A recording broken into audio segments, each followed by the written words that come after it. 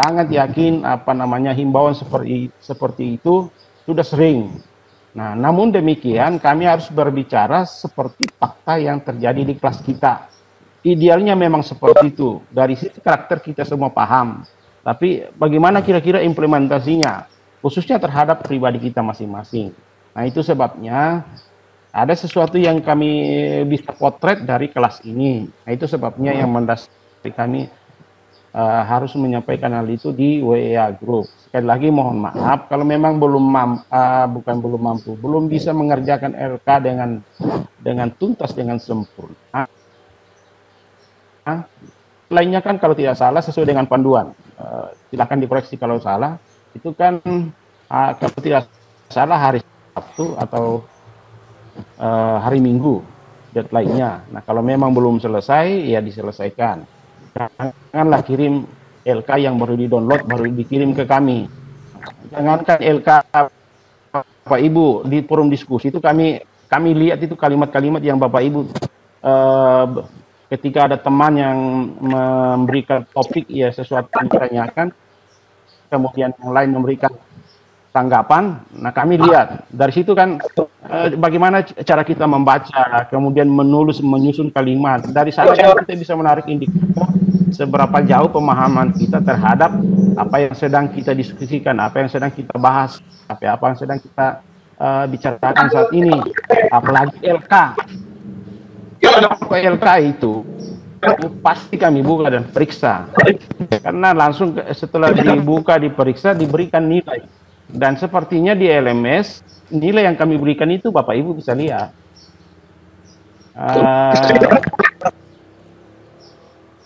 Dan saya sudah sampaikan di minggu lalu, kalau memang belum dikerja, kemudian ada di grup saya, ya saya akan buka, saya akan lihat apa isinya. Kalau memang kosong sama sekali, terus terang, saya kasih nilai, ya 0.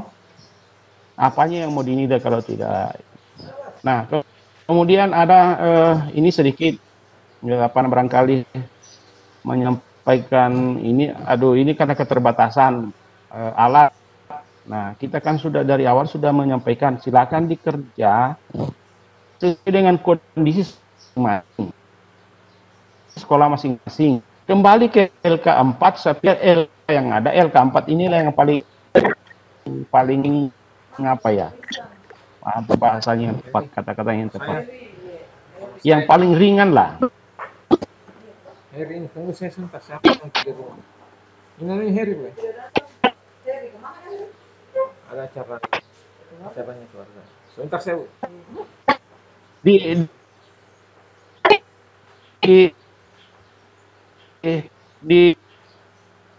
LK4 itu cuma memahami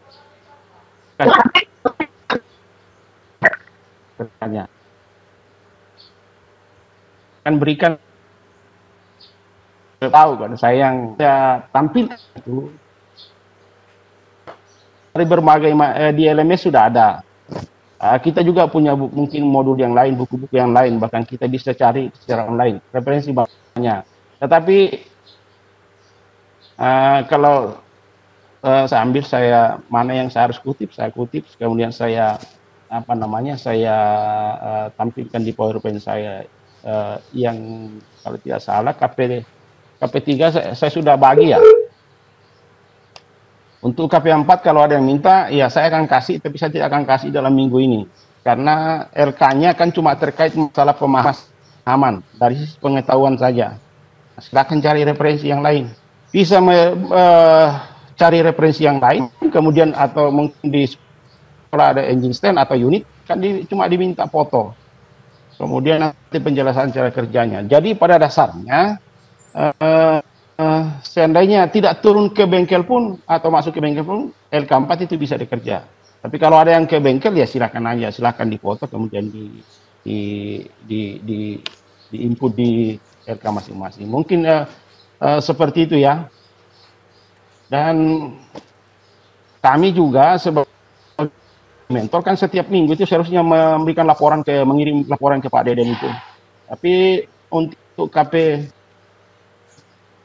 KP2, KP3 belum bisa kirim karena masih ada yang ya terlambat lah. Jadi saya mungkin saat itu menunggu, siapa tahu di saat-saat terakhir ini yang belum mengirim dikirim, tapi sampai saat ini juga tidak. Sepertinya nanti LK2 dengan LK3 ini ya tetap saya akan kirim ke Pak Deden hanya sebagai laporan. Jadi kami juga sebenarnya secara administrasi ada tanggung jawab yang setiap saat kami laporkan ke admin kelas kita. Mungkin itu penyampaian sedikit, dan hari ini kita akan ke KP4. KP4 itu memelihara sistem kontrol emisi gas buang. Nah, siapkan PowerPoint-nya, kemudian PowerPoint itu tujuannya pertama memberikan, kalau saya memberikan ini berbicara nanti tentang LK, saya tidak langsung membuka LK itu kemudian membahas satu persatu apa yang di LK, tapi saya menampilkan materi yang pada dasarnya menjawab LK itu. Jadi silakan nanti diambil kesimpulannya. Yang kedua, PowerPoint yang saya buat itu setelah memperhatikan juga apa yang Bapak Ibu tanyakan di forum diskusi. Saya lihat ada beberapa di sana pertanyaan, dan pertanyaan pertama sepertinya tidak usah dibahas lagi, saya pikir sudah komplit itu. Tapi ada pertanyaan dari peserta yang mungkin hari ini mudah-mudahan bisa clearkan. Yang saya harus sampaikan. Namun demikian, rekan saya sepertinya ya ada tugas sedikit. Nah, ada materi kita yang sedikit tertinggal sebenarnya di minggu lalu. Kalau sebelum saya lanjut memaparkan materi, saya minta pendapatnya. Kita mau bicara langsung tentang gas buang atau ada materi yang tertinggal?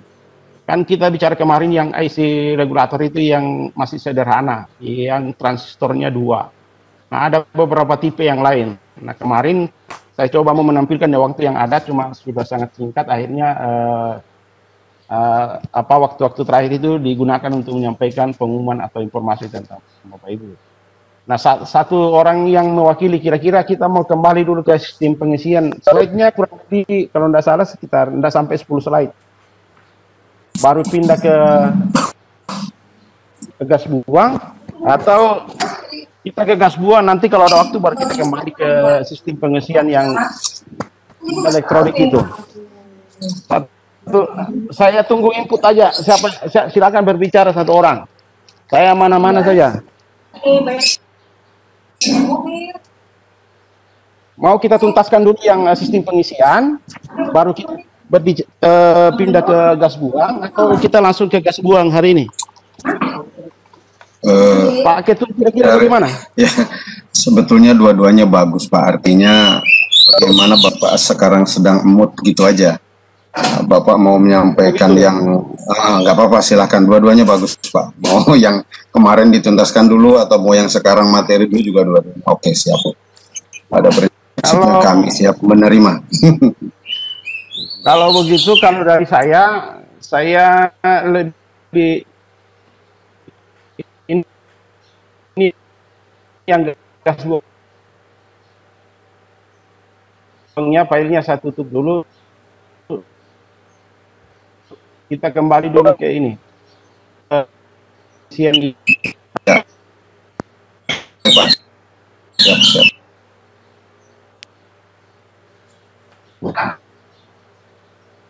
Kita lanjut materi ya. Silakan disimak. Pada dasarnya ini lanjutan dari materi yang kita sudah bicarakan.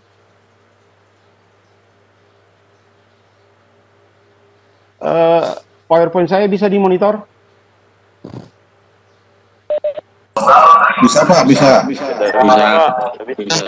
Bisa ya? PowerPoint muncul, belum muncul. PowerPoint belum muncul. Ini saya sudah, yang lain Bapak Ibu Sudah, Pak, sekarang sudah. Nah, ya ini sudah ya, ada yang sudah, berarti nah yang belum silakan berdoa supaya bisa terpantau juga dengan baik. Ya, saya lanjut sedikit. Ini saya sudah lihat tadi, kalau tidak salah cuma 9 slide. Nah, sekali lagi tolong Bapak Ibu selalu konsep ini selalu diingat ya. Ini Amin. sudah kali saya sampaikan. Amin. Karena sekali lagi saya mengulang ini untuk mengantar supaya lebih komplit. Jadi sekali lagi di kendaraan kita atau di mobil kita, nah sebagai sumber awal dari energi listrik itu pasti kita berbicara tentang baterai. Nah, tapi baterai ini sebagai sumber energi listrik di kendaraan kita dengan melayani berbagai kebutuhan kelistrikan di kendaraan kita, mulai dari starter, pengapian, dan seterusnya. Nah, sekali lagi saya ulang kalimat ini, seiring dengan berjalannya waktu, maka pasti dipastikan baterai kita, energi yang tersimpan dalam baterai itu pasti berkurang, bahkan habis. Itu sebabnya diperlukan suatu sistem untuk mengisi kembali agar baterai selalu tersedia energi listrik. Yang sudah kita ketahui bersama disebut dengan sistem pengisian. Saya mulai dari konsep itu dulu. Nah, di 2 pikon sebelumnya kita sudah berbicara tentang sistem pengisian yang konvensional. Nah, sekali lagi saya selalu menekankan, tolong pahami dulu yang konvensional untuk melangkah ke yang elektronik. Karena begitu kita memahami yang konvensional, maka dengan mudah kita nanti memahami yang elektronik.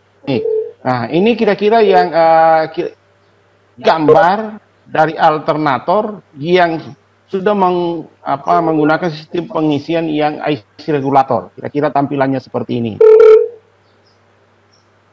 Kalau dibelah lebih detail seperti ini, saya tidak lama-lama di sini karena Bapak Ibu juga bisa lihat kalau buka materi seperti ini, tidak perlu penjelasan terlalu dalam kalau tentang nama-nama komponen.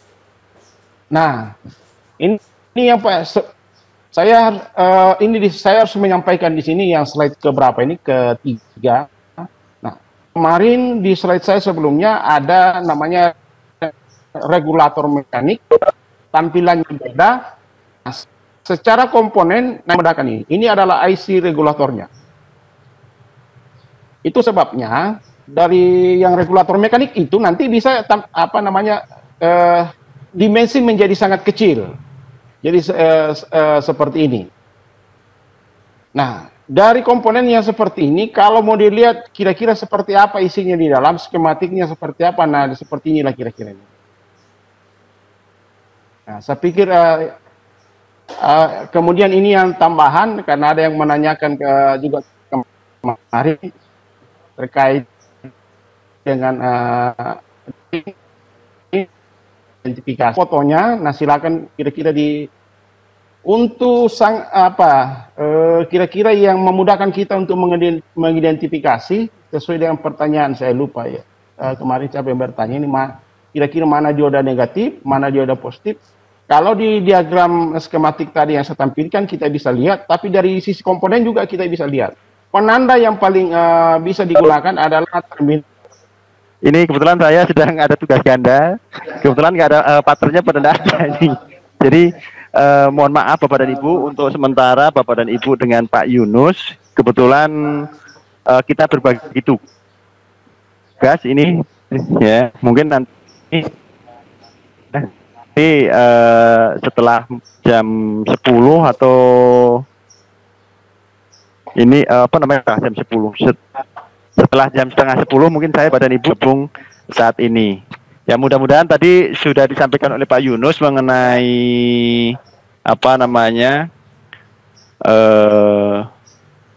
dioda positif ya untuk pengukurannya, bias maju dan bias mundur, agar Bapak dan Ibu tidak terjadi lagi kebingungan untuk yang pengukuran itu. Sudah ketemu Pak Yunus? Sudah. Ada yang mau disampaikan? Jadi saya nanti gabung lagi. Langsung mau jalan ya selanjutnya. Nggak ada orang. Siap. Oke, mohon maaf saya tinggal lagi Bapak dan Ibu ya. Karena tidak ada pesertanya, ada 16 peserta, tidak ada yang menungguin ya. Jadi mohon maaf untuk sementara dengan Pak Yunus terlebih dahulu. Ya. Tetap sehat, tetap semangat. Oke, terima kasih. Saya mundur diri dulu. Siap.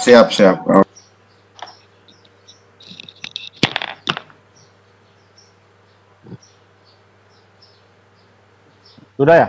Oke, oke, baik Bapak Ibu, ya filenya sudah ketemu. Saya lanjut, saya sampai di sini tadi. Nah sekarang, nah ini satu tipe yang IC regulator. Siapa yang menanyakan jenis-jenis yang pengisian elektronik kemarin? Kalau tidak salah Ibu Anita di forum diskusi. Nah ini kemudian yang ini. Nah menurut pengamatan saya yang paling sulit yang ini.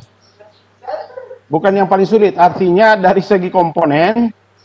Nah ini yang terdiri dari 4 transistor. Nah itu sebabnya saya akan menjelaskan yang tipe ini, dan setelah ini selesai kami menganggap bahwa untuk pengisian saya pikir cukup, dan kita akan melangkah ke materi-materi selanjutnya. Nah sekali lagi ini adalah IC regulator yang di awal yang saya pernah jelaskan itu transistornya hanya 2. Nah, kalau ini transistornya 4, tapi pada intinya entah itu transistornya 2, kemudian ada juga yang 3, kemudian yang ada yang 4 seperti yang saya tampilkan. Pada intinya sebenarnya dalam sudah hidup, tapi dan ketika mesin hidup dengan putaran tinggi, di 3 kondisi itu aja yang kita analisis dengan baik. Kalau kita sudah mampu menganalisa itu, saya pikir cara kerjanya sudah bisa kita pahami dengan baik. Sekali lagi, nah saya menyampaikan kira-kira dari skematik ini kelihatan semua komponen yang ada pada sistem pengasihan atau alternator. Nah saya ulangi untuk konvensional yang kemarin yang kita bicarakan, kan alternatornya dengan regulatornya itu terpisah. Nah nanti dari terminal menghubungkan. IC regulator ini langsung include satu body dalam, jadi kalau ditampilkan komponennya, nah regulatornya itu tidak akan terlihat seperti pada yang konvensional. Itu tambahan, untuk informasi tambahan. Nah mari kita lihat bersama bagaimana sih cara kerjanya untuk IC regulator dengan 4 transistor atau yang tipe MIC ini. Nah kalau kunci kontak kita arahkan ke posisi on, mesin masih mati, belum hidup atau masih mati atau belum berani, kita amati dulu. Silakan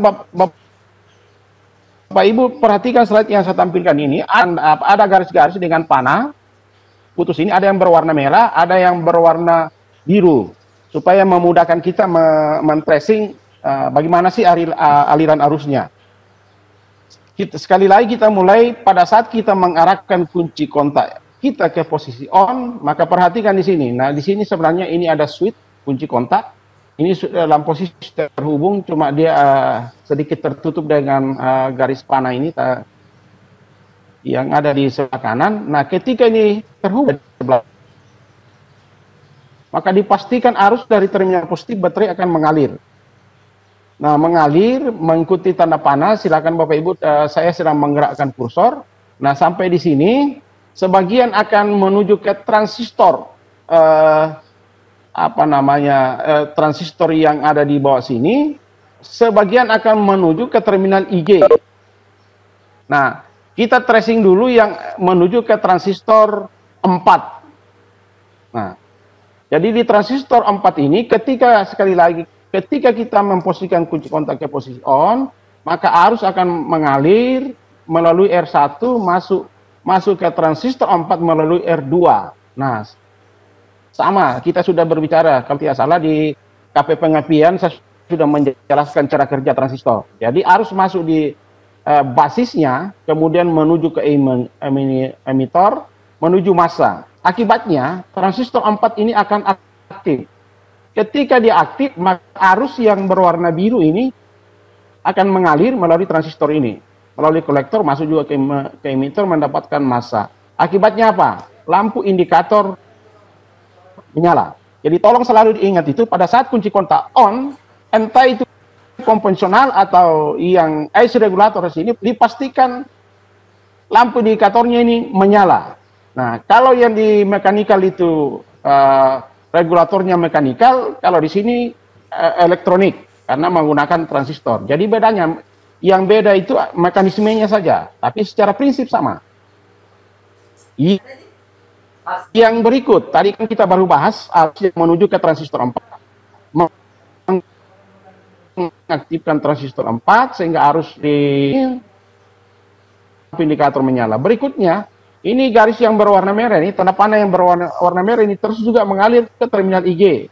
Terminal IG ini kemana? Sama dengan konvensional juga. Cuman di sini ada ditambahkan hambatan, kemudian masuk. Nah, di sini masuk ke transistor 1 melalui R7. Sama, masuk ke basis, masuk ke emitter, kemudian menuju massa, aktiflah transistor 1 ini. Akibatnya apa? Arus yang di atas ini, mengalir di atas ini di terminal B. Nah, sampai di sini dia tidak bisa ke bawah karena ada dioda, dia ke kiri. Ini arus yang masuk ke arus rotor coil. Rotor coil, kemudian, nah ini berbeda di konvensional. Coba Bapak Ibu ingat kemarin yang kita sudah bahas. Masuk ke terminal E, kemudian karena transistor satunya sudah on, makanya arusnya mengalir juga melalui transistor 1 menuju ke ground. Timbullah kemagnetan di rotor coil. Jadi sekali lagi secara prinsip sama, tapi mekanismenya yang berbeda. Arah aliran tracing arusnya juga berbeda. Tetapi satu yang sama, bahwa ketika kunci kontak on ini dipastikan lampu indikator menyala. Yang kedua, pastikan yang di rotor ini ditekan. Nah, itu sebabnya saya ulangi, untuk mengujinya biasanya ini yang paling sederhana. Pada saat kita memposisikan kunci kontak on, kita ambil kunci, kita tempelkan di puli alternator, ada magnet atau tidak. Kalau alternator kita bagus, dipastikan di situ ada magnet, seperti yang saya sudah jelaskan tadi. Itu yang pertama. Nah, tolong diingat sekali lagi, prinsipnya sama, tetapi mekanismenya yang berbeda. Nah, yang Bapak Ibu perhatikan transistor yang ada ini, transistor 1, transistor 2, transistor 3, transistor 4. Pada saat kunci kontak on, yang aktif itu adalah transistor 1 dengan transistor 4. Transistor 4 untuk menghidupkan lampu indikator, kemudian transistor 1 ini ketika on menyebabkan kemagnetan pada rotor coil. Penyampaiannya seperti itu, penjelasannya seperti itu untuk posisi kunci kontak on. Nah, sekarang bagaimana kira-kira kalau engine-nya sudah hidup? Kalau engine-nya sudah hidup, mesin sudah hidup, tegangan output masih di bawah 14 volt, semua yang terjadi pada kunci kontak posisi on sama, artinya arusnya seperti itu. Yang berubah atau yang bertambah pada saat kunci kontak mesin sudah hidup adalah bahwa rotor coil ini berputar, karena ya sekali lagi diputar oleh jadi puli, kemudian dihubungkan dengan ke crankshaft.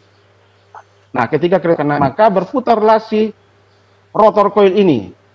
Nah, itu sebabnya kalau Bapak Ibu sudah membaca materi kita di LMS, disebutkan bahwa fungsi komponen ini adalah merubah energi mekanik menjadi energi listrik. Energi listriknya di mana? Di stator coil sini. Ketika ini berputar, medan magnetnya terpotong, maka timbullah arus bolak-balik pada stator ini. Nah, sekarang yang harus diperhatikan di sini, arus yang dibangkitkan itu dialirkan kemana? Pertama, tentunya lari ke untuk mengisi baterai. Garis yang warna biru yang sebelah atas.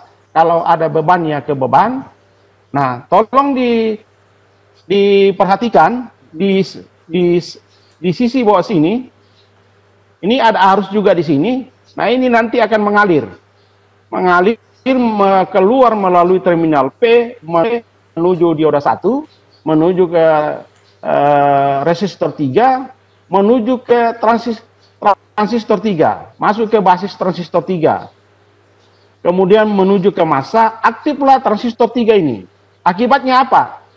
Arus yang apa namanya yang mengaktifkan transistor 4 itu terputus karena dia ketika ada di ujung dari transistor 2 ini dia lebih memilih atau mengalir melalui transistor 3. Ya, harus seperti itu di mana tidak ada hambatan pasti dia mengalir ke situ. Nah, di sini ada hambatan, akhirnya dia lari ke transistor 3. Apa akibatnya? Maka nah, ini yang saya harus tekankan di sini. Kalau di konvensional kemarin, lampu indikator menyala itu karena dari sisi kiri dan kanan dari lampu indikator itu tidak ada beda potensial. Kalau di sini, ketika transistor 4 ini off, maka masanya terputus. Nah, mungkin di situ yang agak beda sedikit.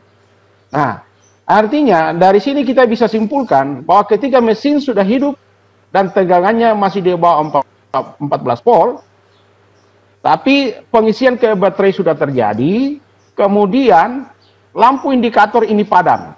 Nah, mekanisme padamnya tadi saya sudah jelaskan. Arus yang ada dari bawah sini, dari stator coil ini, keluar melalui titik P, kemudian dioda 1, resistor 3, masuk ke transistor 3. Mengaktifkan transistor 3, akibatnya transistor 4 off. Nah, Bapak Ibu perhatikan di sini.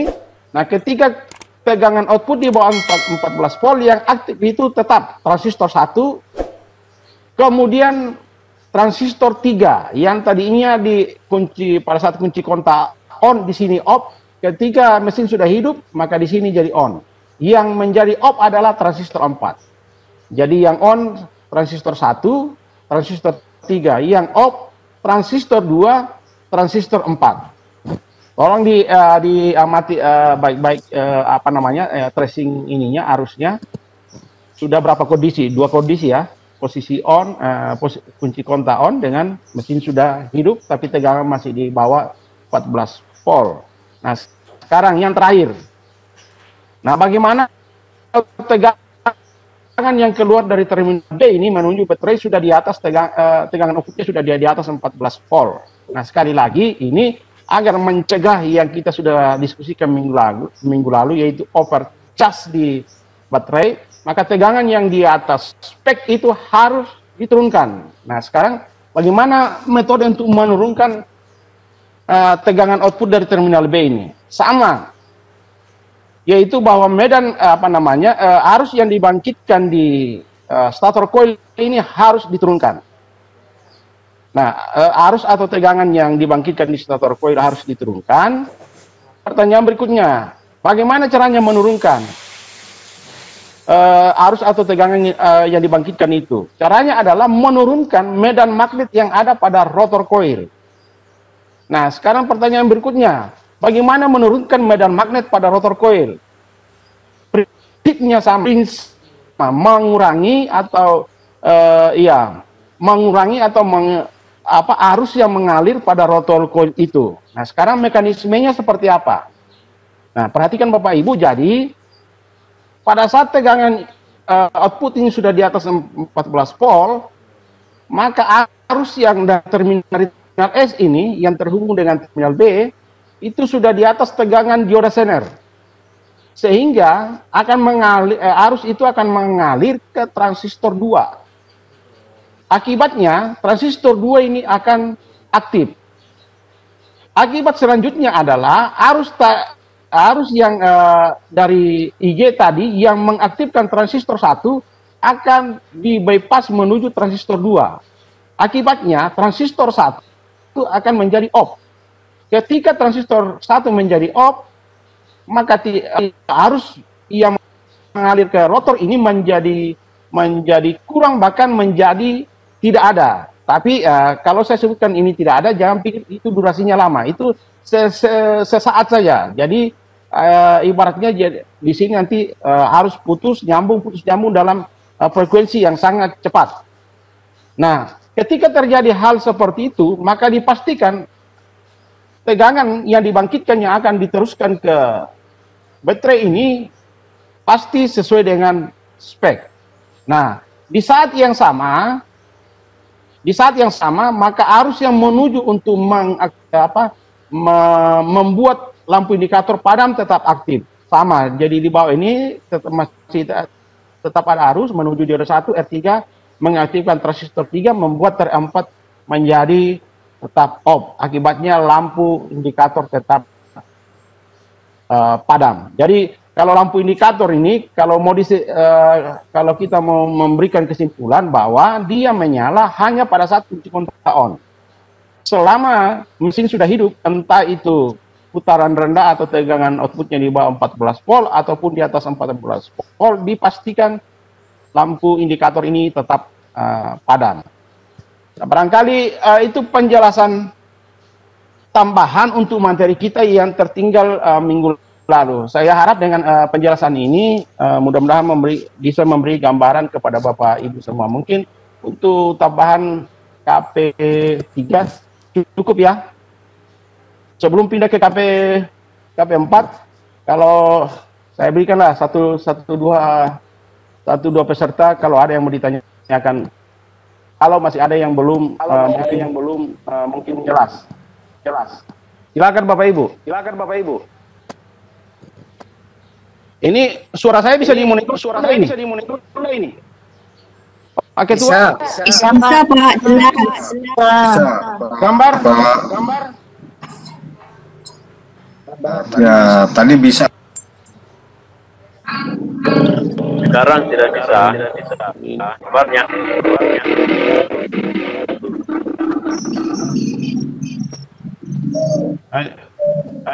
Tadi PowerPoint-nya bisa dimonitor nggak? Bisa dimonitor tidak? Bisa, Pak. Lancar tadi pas PowerPoint. Baca.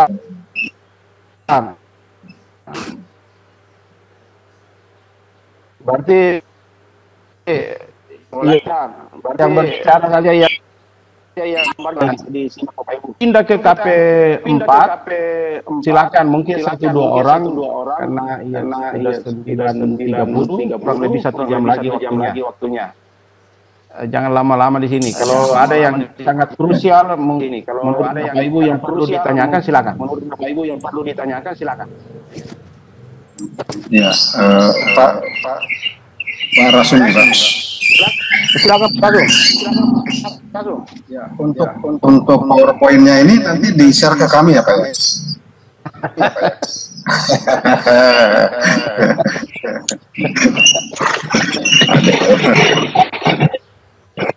Tanya Ibu Lulu dulu itu. Bisa di-share nggak? Ibu Lulu yang bisa. Ini ada yang saya belum pernah Ibu siapa lagi lupa, Ibu Julia. Kebetulan di depan saya Ibu Julia ini saya belum pernah Ibu Julia bisa monitor nggak? Bapak Ibu bisa mendengar Pak Taufik? Tidak ada suaranya Pak Taufik. Pak Taufik. Pak Yudus.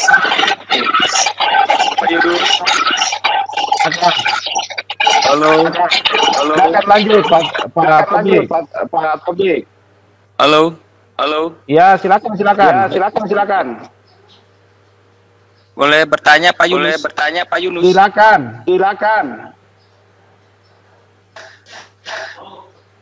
Bagaimana Pak Taufik? Lanjut. Ya. Terkait kapasitas baterai yang lemah, apakah bisa merusak alternator? Mohon penjelasannya Pak. Terima kasih. Soalnya Pak Taufik putus-putus, saya cuma mendengar kapasitas baterai. Apa yang ditanyakan? Pak Taufik di chatting aja. Bagaimana nih calon ibu kita baru sinyal kurang bagus. Batal nanti tuh. Diberi kandidat yang lain nanti. Di chatting aja Pak Taufik, di chatting di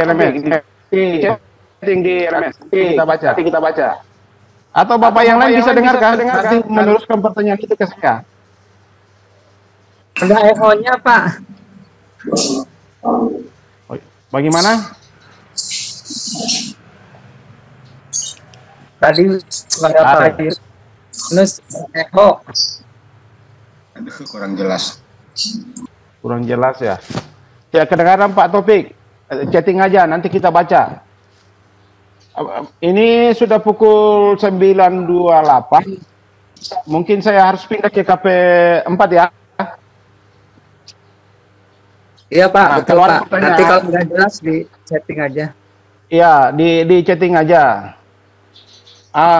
Oh, ada Pak Mapudin ini yang lagi on ini. Pak Mapudin, pertanyaannya diingatkan aja ya dulu pembahasan soal itu.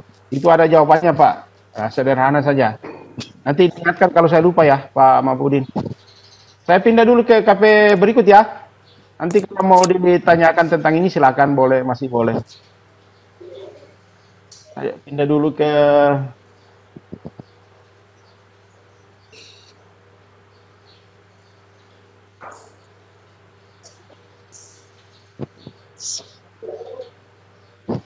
Sudah bisa dimonitor? Bisa. Slide-nya maksudnya, PowerPoint-nya. Oh, belum Pak, belum Pak. Belum ya? Wah, ini Ya, belum ada.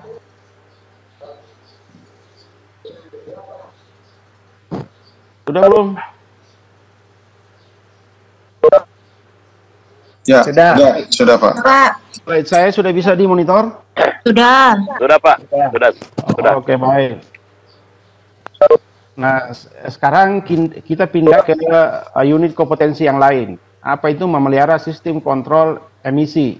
Kode unitnya ada. Nah, saya tidak lama-lama di sana. Tapi sebelum saya tampilkan slide berikutnya, saya menyampaikan bahwa setiap pokok bahasan kita itu atau diskusi kita itu atau KP kita itu selalu ada hubungannya dengan KP-KP yang kita sudah diskusikan sebelumnya. Itu sebabnya saya berharap sampaikan itu tetap dipegang, diingat, karena itu sangat membantu. Karena ya selalu satu slide atau dua slide. Nah, saya memulainya dulu dengan konsep dan sepertinya yang ada di PowerPoint itu tidak ada di LMS. Nah, sebenarnya sekali lagi tujuannya supaya memberikan kira-kira arah kita seperti apa dalam topik pembahasan itu. Nah, sekali lagi untuk KP4 ini tentang gas buang ini saya memberikan konsep seperti ini. Kalau melihat slide ini, pasti gambar ini juga sebagian ada di, kalau tidak salah, KP2. Konsep gas buang. Jadi sebenarnya begitu kita bicara tentang emisi gas buang ini, nah kita harus tahu persis objek yang sedang kita diskusikan, bicarakan itu apa. Nah, sekali lagi di KP2 saya pernah menyampaikan, nah meskipun mungkin hari ini pembahasannya agak berbeda, tetapi saya mau menyampaikan begini, sekali lagi ini tidak bisa dihindari, bahwa di dalam engine kita atau mobil kita atau kendaraan kita itu, ketika kendaraan kita hidup atau running, maka dipastikan dalam kendaraan kita itu terjadi proses pembakaran seperti gambar yang saya tampilkan ini. Nah sekarang hubungannya ke gas buang seperti apa? Nah, kalau terjadi proses pembakaran seperti ini, dipastikan nanti ada gas buang dari hasil proses pembakaran itu. Nah, di teman-teman kita, di kelas kita ini saya dapat informasi banyak yang kalian ganda, berarti ya basicnya kalau tidak dari matematika, mungkin fisika, mungkin juga kimia. Jadi yang kita sebut dengan proses pembakaran itu, teman-teman kita, khususnya yang mengajar kimia itu, dia menyebutnya adalah reaksi antara bahan bakar dan udara. Ketika terjadi reaksi bahan bakar dan udara, maka akibatnya itu pasti timbul energi termal, yang kedua gas buang. Dan pembicaraan kita itu, AP4 ini terkait dengan gas buang. Gas buang ini saya singkat yang GB ini ya. Nah, tapi selalu ada yang diharapkan dalam setiap proses pembakaran itu. Apa itu? Yang kita sudah sebutkan dulu. Kita sepakat bahwa dalam setiap proses pembakaran itu, kita berharap bahwa proses pembakaran yang terjadi pada engine kita adalah proses pembakaran yang sempurna. Nah, di pengapian kemarin itu terkait dengan timingnya dengan kualitas apinya. Itu salah satu faktor yang mendukung nanti terjadinya proses pembakaran yang sempurna. Nah, pada KP5 ini saya menyampaikan seperti ini. Ketika terjadi proses pembakaran yang sempurna, saya jelaskan dulu bahwa tekanan di dalam akan meningkat menyebabkan gaya dorong dari piston ini besar yang akan menghasilkan torsi pada crankshaft. Dan besarnya torsi pada crankshaft dikali dengan putaran pada crankshaft itulah yang disebut dengan daya engine yang biasa diberikan satuan DK atau HP dan seterusnya, dan bisa juga dikonversi menjadi watt ya karena daya. Itu yang pertama. Tapi di sisi lain, pembakaran yang sempurna itu bisa dilihat, bisa diketahui dari gas buang. Nah, saya menulisnya di sini, jadi bahan bakar untuk bensin tentunya. Nah, itu adalah hidrokarbon C8H18. Ini juga ada rumusnya, yang kita terlalu jauh ke sana. Yang jelas untuk bensin, rumus kimianya seperti ini. C8H18 ketika bereaksi dengan udara dalam hal ini, maka yang gas buang itu seharusnya yang ada itu adalah CO2 dengan H2O. Itu teoritisnya, idealnya. Tapi faktanya tidak terjadi seperti itu. Dan sekali lagi, pembakaran yang sempurna, yang ideal ini yang selalu menjadi rujukan kita. Bagaimana supaya pembakaran itu terjadi seperti ini.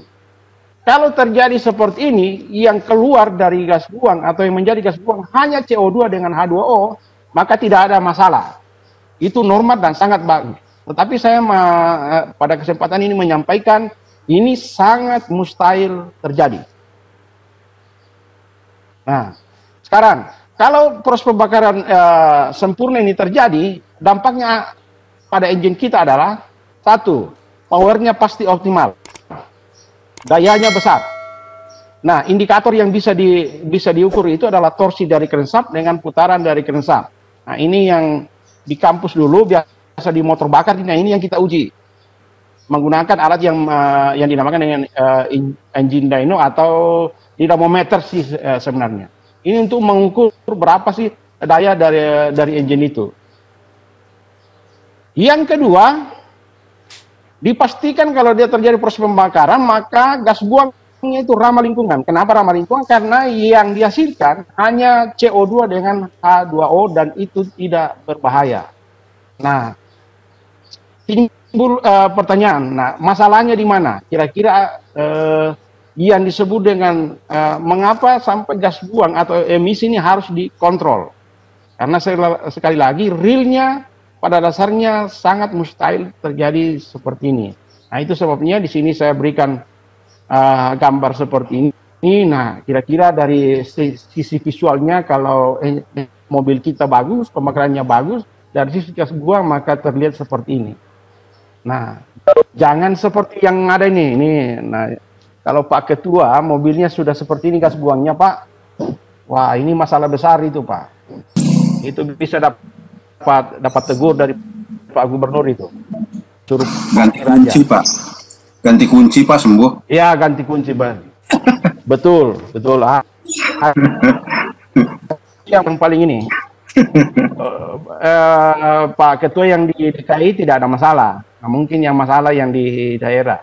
Nah, saya kembali, saya lanjutkan ya. Sekali lagi slide pertama itu konsepnya. Nah, sekarang di sisi gas buangnya apanya sih yang akan kita yang menjadi poin-poin atau variabel yang dianalisis.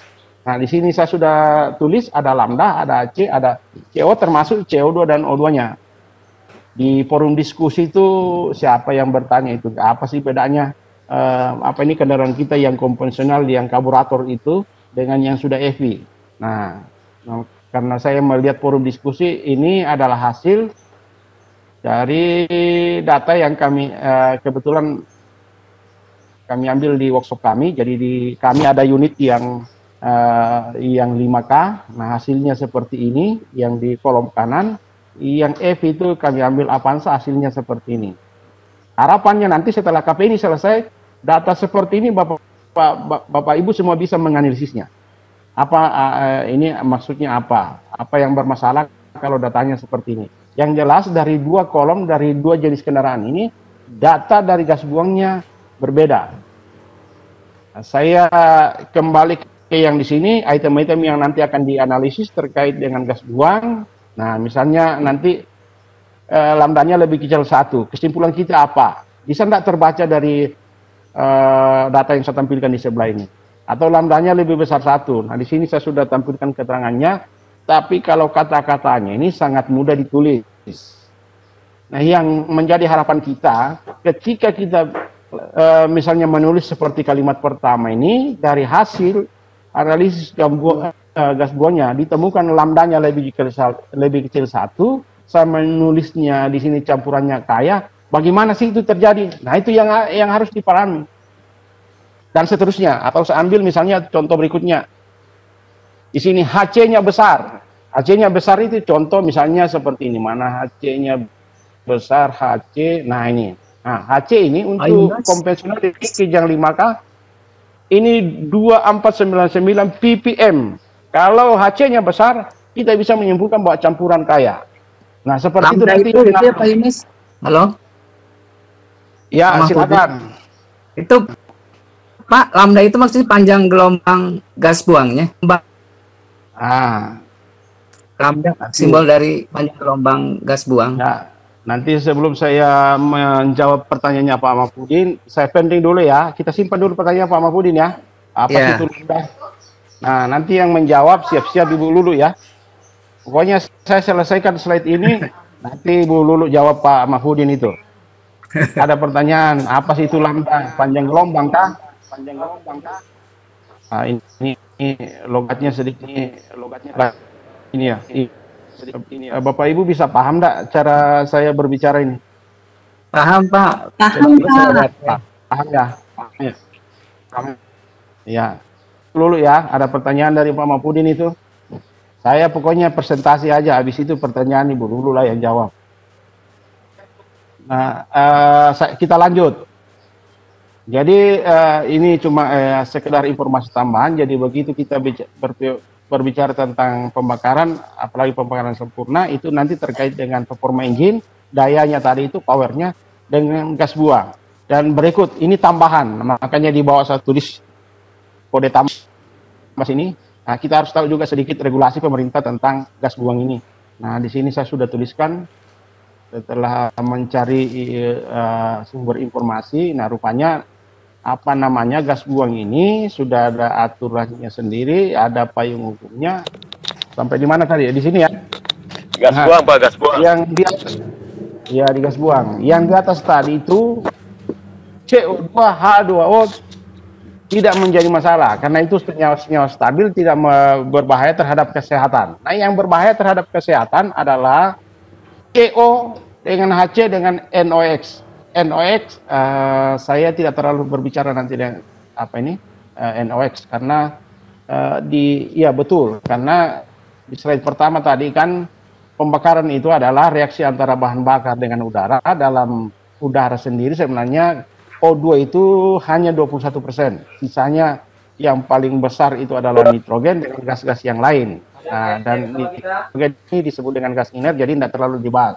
Kita fokus nanti terhadap CO dengan HC. Kemudian kira-kira di mana sumber? Kalau CO 100% diproduksi dari gas buang. Nah, HC ini, atau saya lanjut aja. HC ini di 55% dari gas buang, kemudian 20% ini dari apa namanya dari tangki bahan bakar, penguapan bahan bakar di dalam tangki. Nah, itu sebabnya nanti pasti ada untuk mengontrol emisi gas buang, pasti nanti ada komponen yang ditambahkan di tangki itu. Fungsinya untuk apa? Mengontrol emisi gas buang yang kita sudah sebutkan di sini, besarnya 20%, yaitu HC.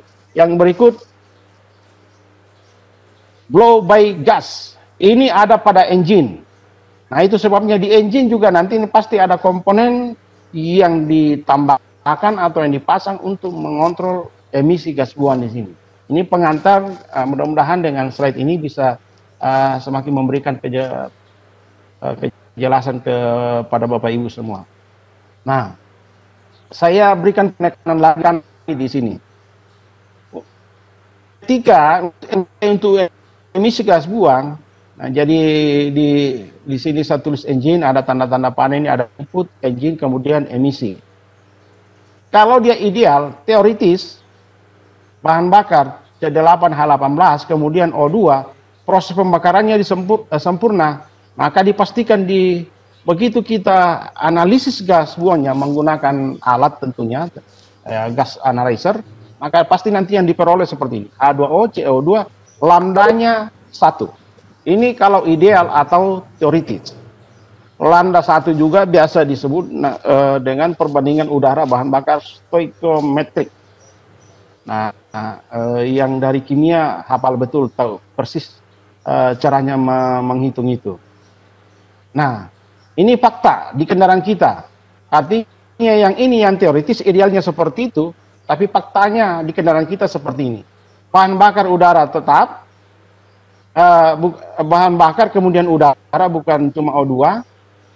Ketika terjadi proses pembakaran tidak sempurna, hasil atau emisi gas buangnya seperti ini. Lambda tidak sama dengan 1, bisa lebih kecil, bisa lebih besar. Gas buang yang diproduksi bisa CO, bisa HC, bisa NOx, bisa SOx, bisa PBOX, dan inilah yang berbahaya bagi kesehatan. Nah, itu sebabnya dari sinilah kompetensi ini muncul. Artinya emisi gas buang ini perlu dikontrol. Nah, masuk ke komponen apa yang digunakan untuk mengontrol emisi gas buang ini. Saya bikinnya seperti ini mulai. Pertama, O2 sensor. Ini adalah komponen-komponen di kendaraan kita yang digunakan untuk mengontrol O2 sensor. Sekali lagi, inilah yang diminta di LK. Tolong dipoto, kemudian bikin diagram, jelaskan sedikit cara kerjanya. Dan saya sampaikan, tidak masuk bengkel pun, baca materi di LMS, terjawablah itu LK. Nah, makanya kalau ada yang, Pak, saya tidak bisa kerja LK4 karena alat tidak ada apanya. Di sini tidak butuh alat, tinggal buka materi di LMS, ketemu itu. Jadi sekali lagi, komponen atau di kendaraan kita yang digunakan untuk mengontrol emisi gas buang ini satu, O2 sensor. Yang kedua, kerkel kanister, katalik converter, PCP, EGR. Sejauh ini yang saya temukan. Kalau ada Bapak Ibu yang mungkin menambahkan, silakan. Dan ini yang ada di forum diskusi kita nih, yang kedua ini. Kerkel kanister ini. Tidak perlu ada tambahan, barangkali yang perlu nanti didiskusikan bersama, O2 sensor, katalik converter,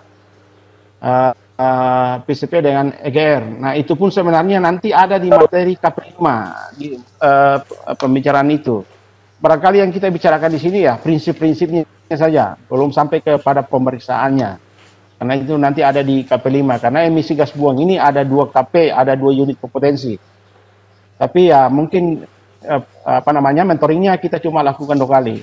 Waktu KP5 nanti kita alokasikan untuk KP6 di Engine Management System. Nah, sekali lagi inilah komponen-komponen yang digunakan untuk mengontrol emisi gas buang. Nah, saya coba menampilkan nanti di LK-nya Bapak Ibu itu disuruh membuat seperti ini, memoto komponennya seperti ini, kemudian menunjukkan komponen-komponen yang disebutkan di atas tadi. Nah, di bawah ini ada kerkel kanister, ini ada O2 sensor, ada EGR, masih ada barangkali yang belum. Di LK-nya cukup seperti itu, jelaskan cara kerjanya. Ya, kecuali di KP5 nanti itu sudah menampilkan analisis gas buang. Nah, itu baru butuh alat itu gas analyzer. Kalau yang KP4 cuma mengidentifikasi. Makanya ini kalau diminta ini saya tidak akan kasih hari ini. Tunggu minggu ini berlalu baru saya kasih. Nah, pada dasarnya ya padahal saya stop sampai di sini karena ini yang ke bawahnya ini saya sudah menyebutnya pikon kedua. Cuma berapa slide. Saya stop share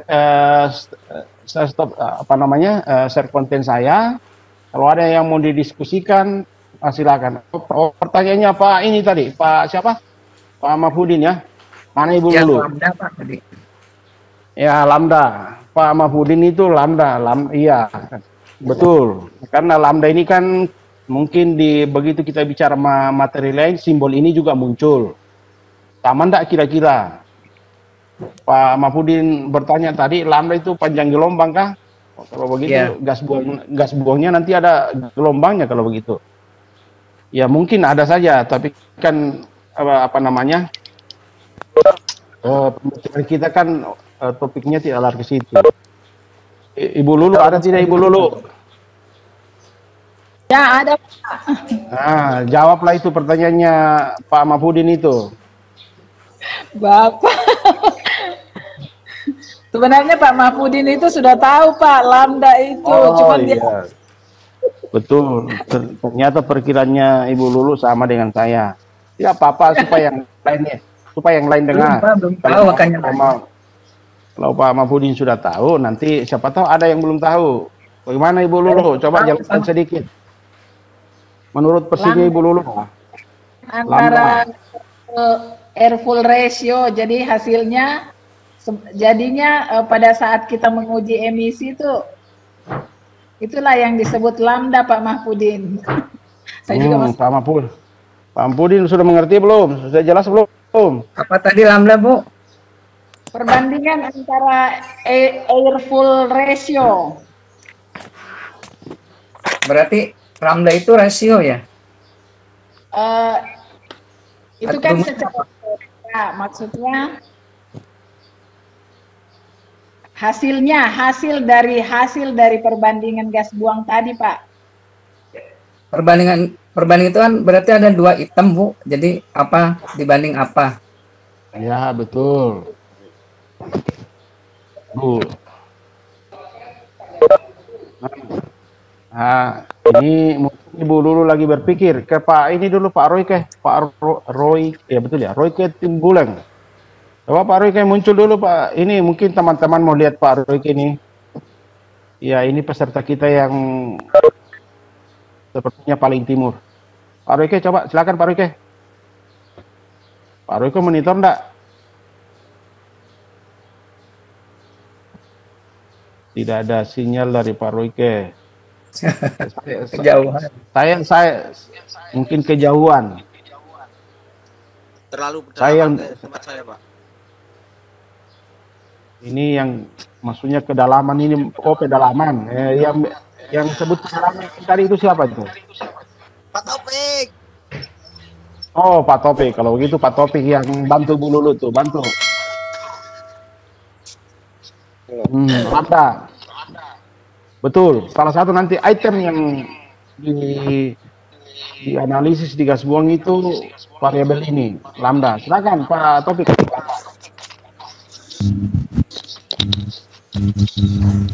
Mulai bertanya. Mau bertanya ini siapa ini?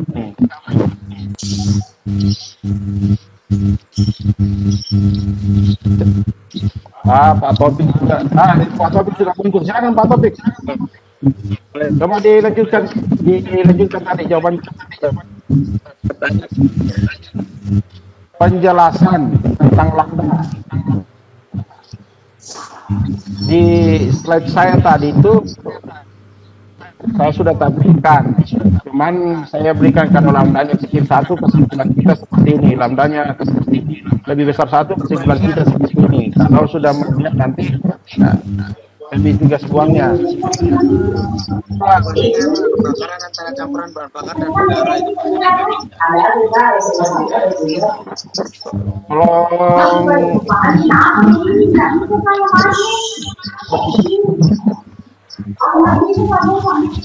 ini kayak ada yang dipas ini.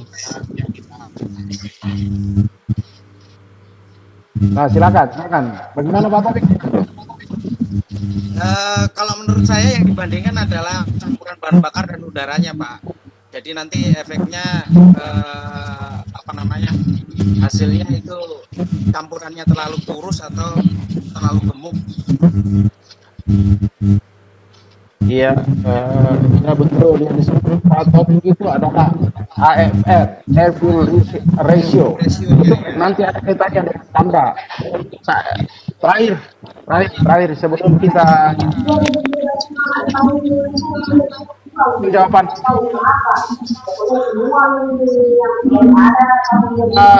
Pak Yunus Lampa Mangalik itu lagi aktif itu, Pak Yunus.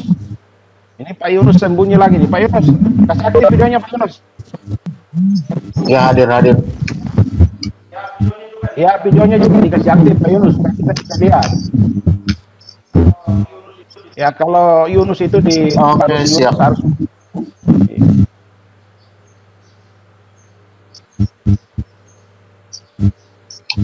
Halo. Ya, silakan. Pertanyaan Pak Nice. tadi tentang lambda. Oh, lambda itu simbol ya, simbol faktor lambda dari perbandingan antara jumlah udara yang terpakai dengan jumlah udara secara teoritis.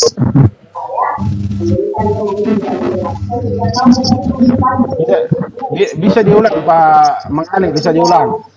Oke, saya akan ulang. Bisa di Bapak yang lain silakan di monitor Bapak yang lain. Cendol dong, Bu. Oke, baik. Saya akan menjelaskan perbandingan mengenai tentang lambda, yaitu perbandingan antara jumlah udara yang terpakai dengan jumlah udara secara teoritis.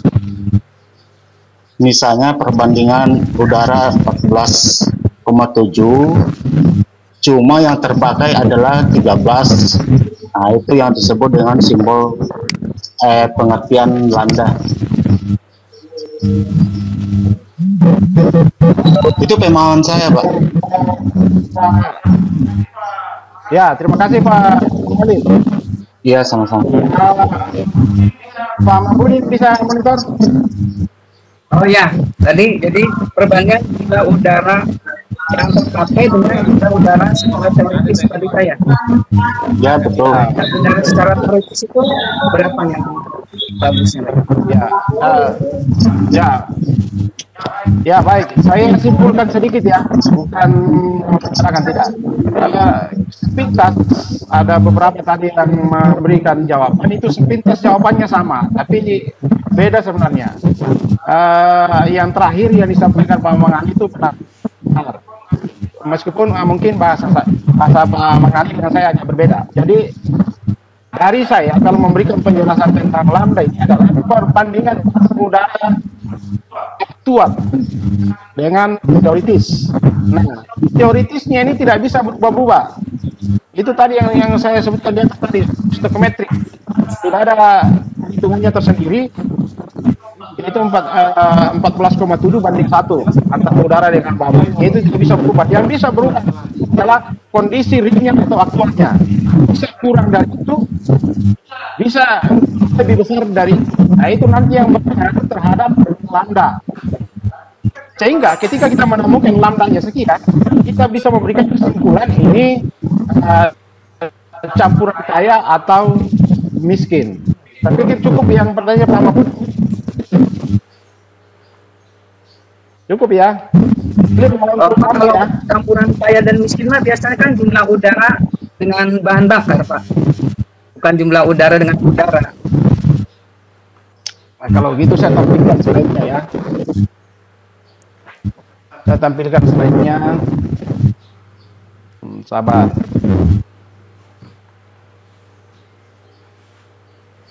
Saya sudah kasih pengantar tadi memang, tapi walaupun saya tidak jelaskan. Nah, seperti ini. Bapak, saya sudah menyampaikan di awal tadi pada saat saya presentasi, saya bilang, atau saya sampaikan, kalau kita menganalisis uang menggunakan alat yang digunakan dengan gas laser, maka nanti data-data ini yang keluar. Ini saya ketik, tapi apa namanya sangat berbeda menganalisis gas uang dari unit yang ada di workshop otomotif BMT. Nah, saya dapatkan hasil seperti ini. akhir nanti kita memang akan kita harus bisa mengambil kesimpulan dari setiap data yang kita peroleh. Contoh untuk lambda ya, untuk avanza sudah EVI itu lambdanya. Kemudian yang 5K, yang pertanyaan di diskusi, kalau tidak salah Ibu Titi yang bertanya ini, itu kita peroleh 1,73. Nah, barangkali sebelum kita lebih jauh, aduh mohon maaf ada suaranya mengganggu. Saya pakai headset jadi telinga juga agak sakit. Pak Dwi Bayu barangkali mohon di mute ya. Pak. Pak Dwi Bayu. Pak, tidak mengganggu. Enggak, kalau ada yang lagi ini mic-nya dulu. Kalau gitu cek dulu. Oh, Pak Yunus. Halo. Ya. Dengan tayang ini saya udah lebih paham sekarang. Jadi artinya kan campuran lambda lebih kecil dari 1 itu campuran kaya, artinya jumlah udara yang terpunya kan lebih kecil dari teoritis, berarti kaya apa ya? Kalau mohon maaf dulu, saya agak susah monitor suara Bapak Ibu. Ada yang mic-nya lagi aktif kan?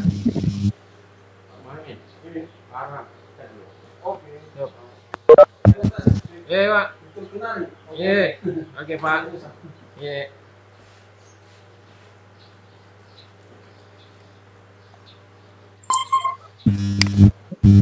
Teman-teman yang tidak berkomunikasi, mic-nya di mute Pak.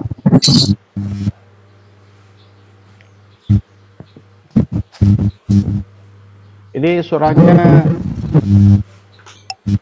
sudah dimatikan Pak? Ya. Iya. Pak Sugiono di ini aja karena ini juga. Udah ya?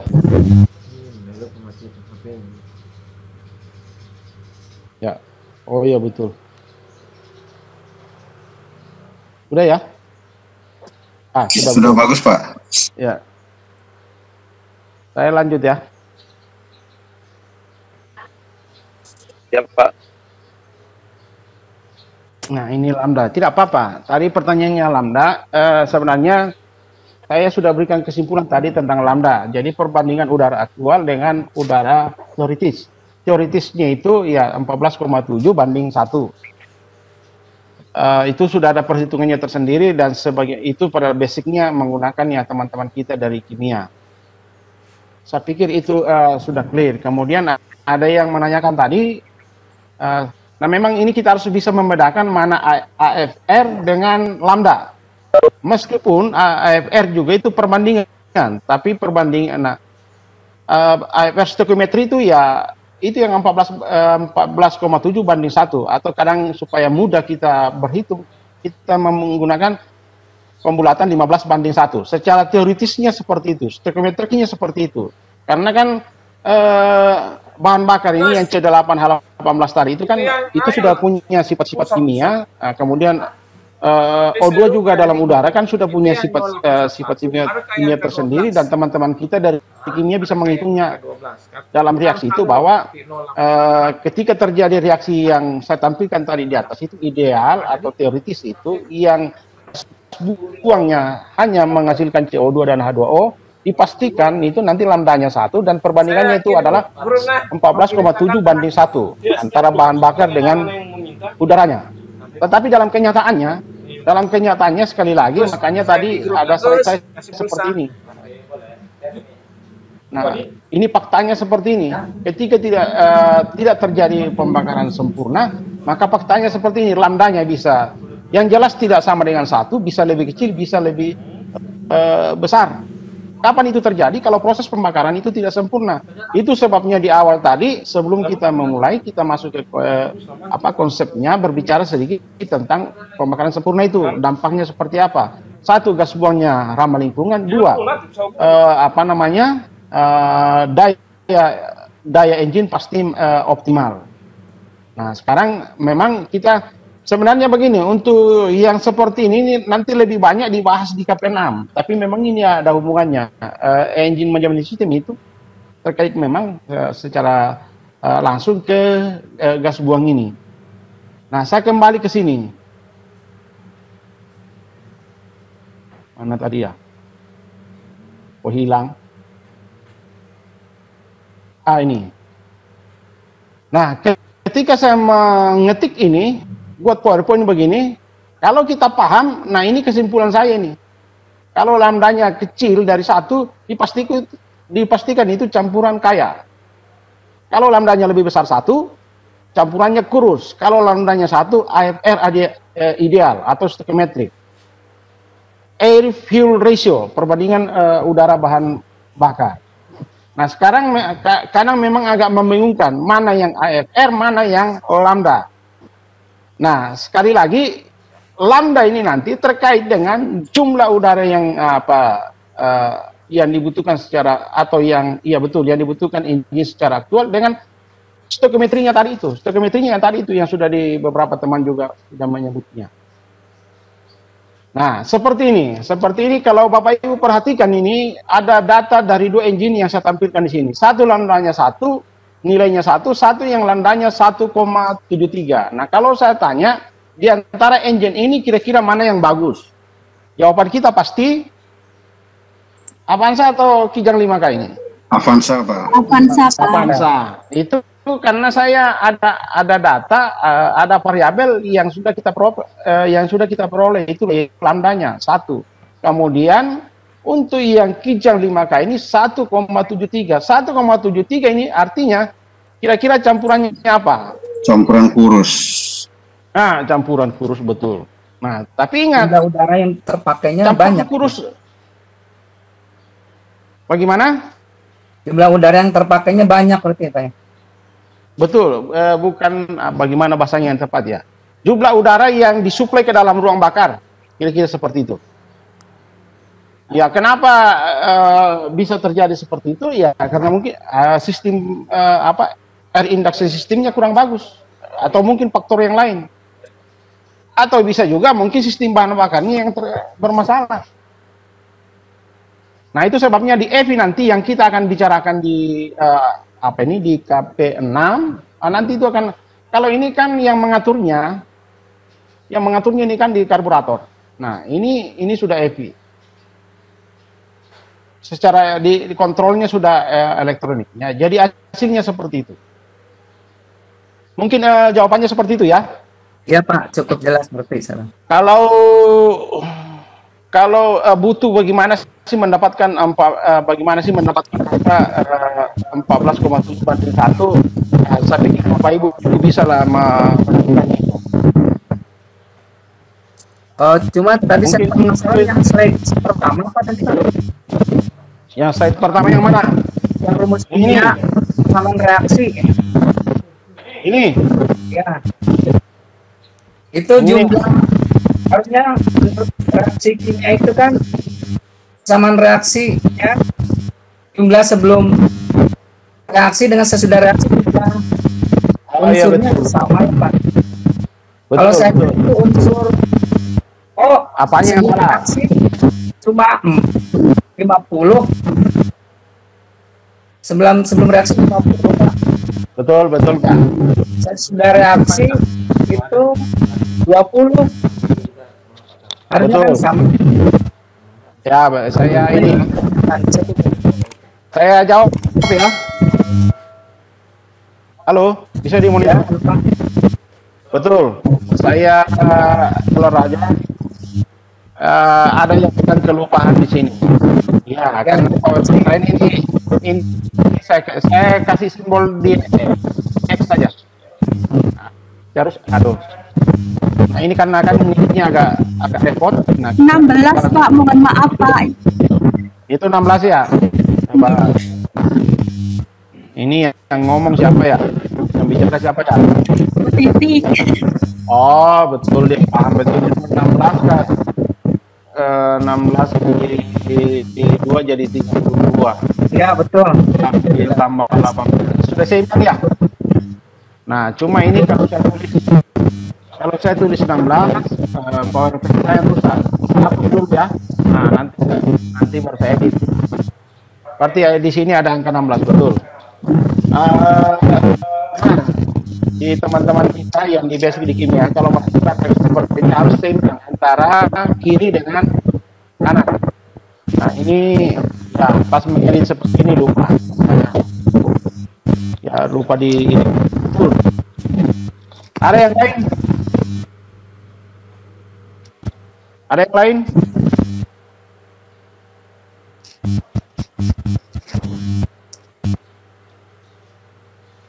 Ada yang lain mau ditanyakan? Silakan Bapak Ibu.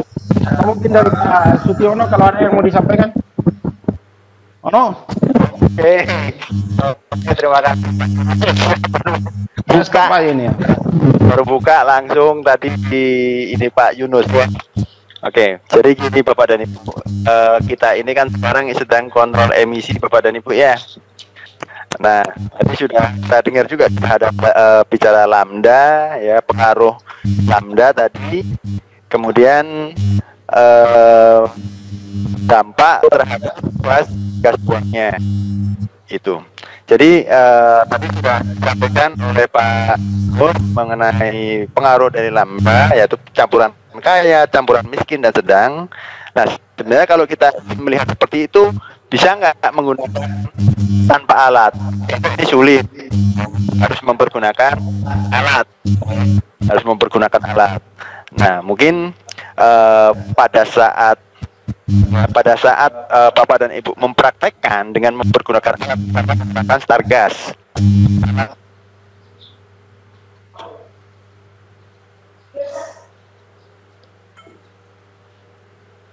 Hanya dengan mengetahui dari lambda tersebut, Bapak dan Ibu akan memperbaiki atau mengaturnya lagi.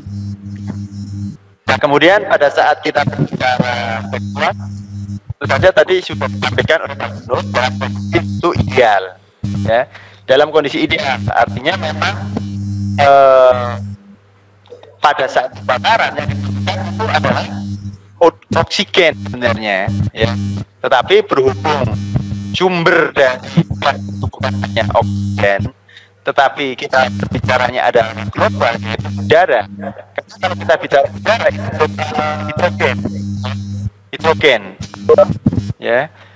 Sehingga karena hidrogen beberapa gas yang lain terbakar dalamnya, sehingga akan menimbulkan atau berdampak terhadap unsur-unsur yang terbentuk dalam buang tersebut, ya.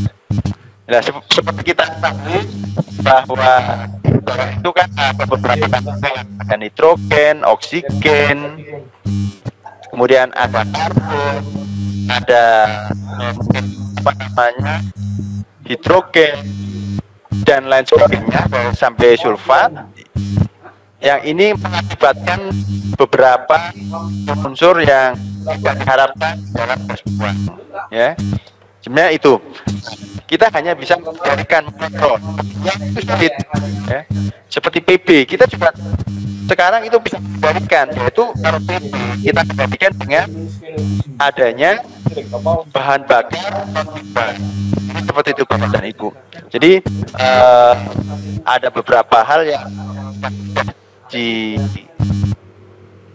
disampaikan di atas ya, untuk contoh pembagiannya nanti, ya mudah-mudahan ini bisa berjalaninnya itu. Jadi itu mungkin untuk sementara itu Pak Yunus, untuk masalah tadi ada kembali lagi topometri, ya, keseimbangan antara kiri dan sisi kanan. Ini juga mungkin kita harus mengulang lagi, kembali lagi pada saat kita nah, itu, ya. Mungkin sementara itu Pak. Ya, oke, ya. Baik. Apa namanya? Tadi Pak, tadi kan Pak Kopi bertanya, tapi suaranya tak kedengaran itu. Nah, ini ternyata sudah di SMS. Kemudian ada juga dari Pak Samsudin. Tidak apa-apa ya, kita bahas materi secara paralel, ya. karena pertanyaannya dua-dua ini semua terkait dengan kebersihan. Nah ini yang Bapak Ibu, kalau jadi pengajar, ya bagaimana ya? Masuk Bapak Ibu di sekolah, semua mau tidak mau harus dipelajari, dipahami, disampaikan ke siswa. Kurang lebih sama sebenarnya kita pada hari ini. Ya ini kita bahas materi secara paralel. Pak Ono, pasti Ono, apa punya mic itu? Masa sih? Iya. Karena tidak ada yang lain yang aktif peserta. Ah itu. Betul, Pak Sutiono, ada gangguan mic-nya tuh. Nah, Bapak Ibu bisa monitor? Siapa? Baik Pak, jelas Pak. Ya. Nah, ini ada pertanyaan dari di chatting, saya buka tadi di chatting ada pertanyaan pertama dari Pak Samsudin dari SMK Rajo Palo. Ya, betul ya, Rajo Palo. Kemudian topik Ismail Pasir itu. Pak Samsudin itu bertanya tentang pengaruh atau dampak dari baterai yang lemah terhadap pengisiannya. Pak Samsudin ya, ada enggak pengaruhnya? Itu kira-kira pertanyaannya Pak Samsudin ya. Itu ya pertanyaannya Pak Samsudin ya. Jadi, apa kira-kira pengaruh baterai yang lemah ini terhadap sistem pengisian? Itu Pak Samsudin. Yang kedua, nah ini yang menarik dari Pak Ismail, ya Pak Taufik Ismail dari Pasir ini, SMK Pasir. Nah, jadi, nah ini real barangkali di lapangan. Jadi saya tidak tahu ini apa kendaraan atau apa, tapi seperti ini faktanya. Kalau RPM yang dinaikkan, lampunya berkedip, lampu indikatornya berkedip. Tapi kalau RPM-nya sudah konstan, mati. Nah, kira-kira masalahnya apa? Nah, ada dua pertanyaan. Saya pikir ini barangkali kita harus diskusikan bersama. Sebelum mungkin dari kami memberikan tanggapan, saya atau Pak Sutiono, Bapak Ibu coba ada tidak yang memberikan tanggapan dari kedua pertanyaan ini? Pengaruh baterai terhadap sistem pengisian. Yang kedua, ini lampu indikator ini kalau RPM ini kan berkedip, tapi kalau RPM konstan dia padam. Di mana? Slide-nya saya sudah tutup, saya tidak usah tampilkan. Kan Bapak Ibu yang memberikan tanggapan.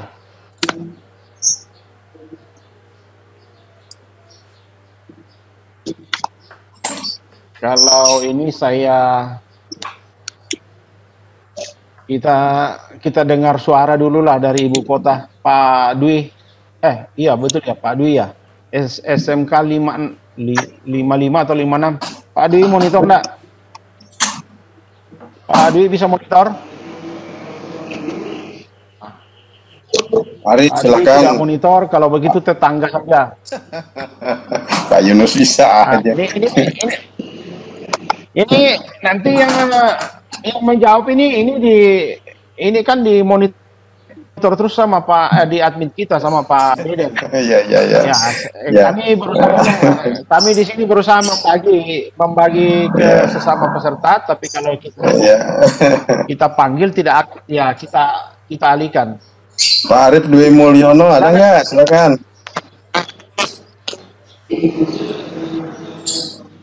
Ya kalau nggak ada boleh dapat limpahan nggak apa-apa. Siapa tahu rezeki ini Pak. Iya itu. Ya rezeki silakan Pak Rasul. Iya. Jadi kalau mana nih Pak Rasul? yang itu aja dulu Pak Taufik yang mau dijawab. Yang Pak Taufik dulu. Kalau RPM-nya lampu indikator. Ya, lampu indikator atau lampu CHG ketika RPM-nya dinaikkan lalu berkedip. Berkedip, ya betul. Ini AIC atau yang regulator kontak poin nih Pak Taufik? Mungkin yang dimaksud yang regulator kontak poin kali yang mekanik ya Pak ya? Nah, kalau yang mekanik Pak Topik dulu, sabar dulu Pak Topik yang mana nih? Yang jenis mana? Yang kontrapon, yang mekanik atau yang IC? Yang mekanik Pak. Oh ya, jadi mekanik betul. Kalau yang mekanik, analisa saya ada kemungkinan kita kan semua tahu yang memutuskan lampu CHG itu adalah kontak PL0 dan PL1, PL0 dan PL2. Ketiga kontak itu apabila PL0 sudah ditarik bertemu dengan PL2, maka terputuslah sudah ke CHG-nya. Nah, ke CHG-nya putus. Tetapi kalau RPM dinaikkan, karena ini kerjanya masih mekanik, kalau saya curiga ketika RPM dinaikkan, ini kerjanya mekanik, kedua kontak tadi itu bergetar Pak. Karena bergetar, bisa jadi ada arus listrik yang meloncat sehingga pada PL0 ketemu lagi dengan PL1. Ya, tapi sifatnya hanya lompatan begitu saja Pak. Gitu. Itu prediksi saya. Ganti lagi. Ya, karena adanya getaran mesin yang kita naikkan RPM-nya tadi. Gitu. Yang tadi boleh. Kalau saya lihat mekaniknya itu di situ letaknya. Lalu kalau yang baterai lemah, Pak Arif nih, Pak Arif silakan Pak Arif Mulyono. Bagi dua.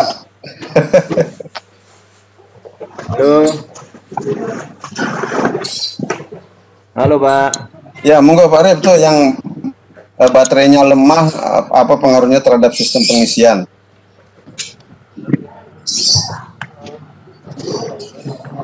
Jakarta suruh bertanggung jawab katanya. Ya tampilkan aja begini. Supaya yang dibicarakan Pak tadi Pak Rasum itu bisa Bapak Ibu lihat. Nanti saya tambahkan. Silakan Pak. Apa yang mau menambahkan?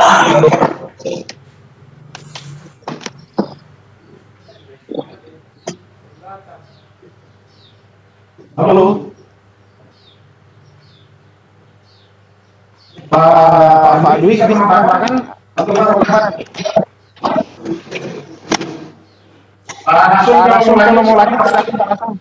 yang mana Pak? Yang Pak Arif, monggo itu yang keduanya ya. Mana nih Pak Arif? Ini nih, connect jaringannya bermasalah Pak Tua. Ya udah sekarang udah lancar, boleh tuh dijawab tuh kalau baterainya lemah. Silakan. Ini baterai lemah. Ya, untuk baterai yang lemah ya. Baterainya lemah. Pengaruh dari selnya mungkin Pak. Kondisi selnya sudah tidak mampu menyimpan 100% Pak. Tidak.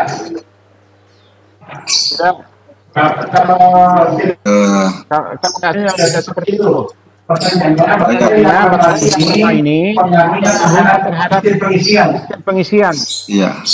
Boleh deh Pak, karena ini Jakarta, saya bantuin juga Pak. Silakan bantu. Iya, ya. Jadi menurut konsep saya, ketika baterai lemah, maka aduh. Assalamualaikum.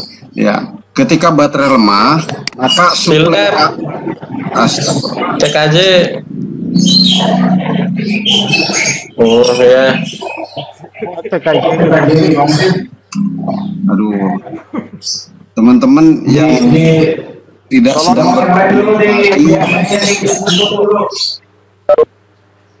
teman-teman yang tidak sedang berkomunikasi di mute dulu, jadi biar enak komunikasinya. Saya lanjutkan Pak ya. Jadi ketika baterainya lemah dalam sistem pengisian, maka tugas baterai kan salah satunya mengisi awal atau memberikan suplai arus kepada rotor coil. Memberikan suplai arus kepada rotor coil. Sepanjang baterai ini mampu memberikan pengisian arus kepada rotor coil dalam hal hanya memberikan menimbulkan kemagnetan, saya kira setelah itu ketika kemagnetannya sudah dihasilkan rotor coil dan dia sudah berputar, lalu terjadi proses pengisian. ketika proses pengisian sebetulnya sudah tidak tergantung lagi dengan kapasitas baterainya. Artinya tidak tergantung penuh. Nah, saat itulah maka baterai yang tadi mungkin kondisinya hanya 70%, begitu dia masih mampu mengisi rotor coil ada kemagnetannya, terjadi putaran mesin, sudah bisa diisi dah tuh oleh si stator coil. Sudah terjadi proses pengisian dari B. Nah, ketika terjadi proses pengisian dari B, tahapannya seperti yang sudah kita tahu sama-sama, disitulah nanti akan timbul pengecekan terhadap baterainya. Baterainya mampu menyimpan tidak? Ketika baterainya sudah tidak mampu menyimpan, artinya tetap dalam kondisi misalkan tadi 75%, dia diisi pun ya tetap dalam kondisi 75%. Nah, disitulah berarti baterainya harus diganti. Tapi kalau pengaruh awal pada saat mau start dengan 75% dia sudah bisa membuat rotor coil menjadi kemagnetan lalu berputar rotornya, ada pengisian dari stator coil, ya sebetulnya tugas baterai selesai. Karena langkah berikutnya adalah dia menerima arus yang disuplai dari B atau dari alternator itu. Nah, kalau dia juga tidak mampu menerima atau tidak mampu menyimpan, itu yang terusan dari Pak Arif tadi, berarti kemungkinannya bisa selnya rusak, ya kan, tidak mampu menyimpan, bisa berat jenisnya sudah sudah nggak sesuai spesifikasi. Ya, yang paling sederhana katanya sih bisa dicuci, kemudian cuci pakai air hangat, bisa juga mengatasi masalah. Tetapi yang pengalaman kami biasanya kalau sudah tidak mampu menyimpan, ya kita ganti dengan yang baru. Itu aja Pak barangkali yang bisa saya jelaskan untuk ini. Jadi sehingga kesimpulannya adalah baterai itu hanya diperlukan pada saat kemagnetan awal dari rotor coil. Begitu kemagnetan awal rotor coil kemudian sudah berputar, dia disuplai. Nah, ketika disuplai kan dari yang tadi 75% ya akan diisi. Kalau dia mampu masih bisa menyimpan. Tapi kalau tidak mampu menyimpan, ya berarti baterainya yang harus diselesaikan, diganti, Pak. Monggo, terima kasih, Pak. Oke, ya, baik, terima kasih banyak Pak Rasum. Barangkali saya memberikan tanggapan sedikit saja dari dua pertanyaan ini dan sekaligus mungkin untuk hari ini itu sekalian jadi penutup dari saya. Betul. Sebenarnya pertama yang dari Pak Topik ya, nanti disilakan Pak Sutonio juga kalau mau tambahkan silakan. Dari pertanyaan awalnya di chatting itu sudah memang sepertinya kelihatan yang tipe yang ditanyakan itu adalah yang seperti ini, yang konvensional. Nah, betul sekali seperti yang disampaikan Pak Rasum tadi. Jadi padamnya lampu indikator ini kan dikontrol sama ini voltage relay-nya. Betul yang disampaikan tadi. Kapan dia padam? Ketika PO ini terhubung ke P2. Nah, apa yang menyebabkan PO ini turun terhubung ke P2 itu karena adanya kemagnetan di lilitan voltage relay ini. Nah, seperti itu. Nah, kalau dia berkedip, artinya itu pasti ada saatnya dia tersambung, ada saatnya dia terhubung. Nah, di yang ini. Kalau posisi seperti ini berarti tidak ada kemagnetan, dia menempel antara PO dengan P1. Tetapi ketika sudah ada arus masuk ke lilitan ini, dipastikan ini ada kemagnetan, pasti menarik PO2 dan dipastikan lampu indikator menyala. Nah, kalau dia padam. Nah, kalau dia menyala lagi, berarti ada saatnya ini mungkin terlepas. Terlepas itu ya mungkin betul tadi karena getaran. Yang berikut jangan salah juga. Ini nanti kan ke sini konektor-konektor aja ini.